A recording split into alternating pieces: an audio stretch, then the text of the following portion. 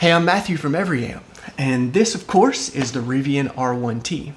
As soon as these were being delivered to customers, we started getting requests for a SnapPlate for it. Mostly because the factory plate mount has you drill holes in the front bumper, and that's a pretty unpopular way to do it. So as soon as a customer in the area reached out that was willing to work with us, we started working on a SnapPlate. And many iterations later, here's what we came up with.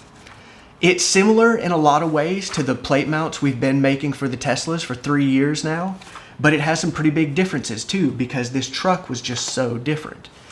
We spent the first day basically just staring at the thing, trying to find a way to mount something to it.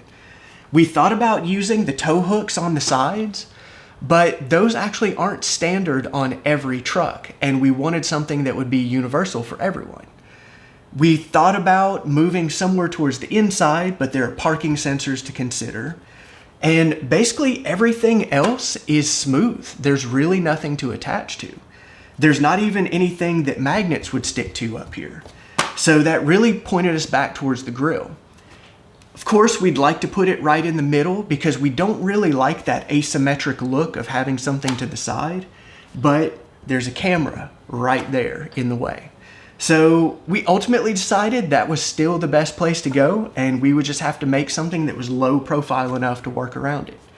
So this design has a push button on the right and another push button on the left. So the right one rotates the latches open, left one rotates them closed, goes in the center of the grill, push the button, and now it's locked in.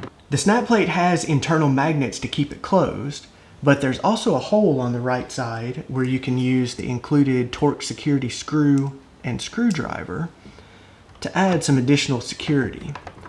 So once this screw is installed, it makes it where nobody can come push that button and take it off. To remove it, just remove the security screw if it's installed, and then push the button on the right and pop it out. Nothing left behind. Of course, we were worried about impacting the front camera, but you can see the front view, you can't even see the license plate mount.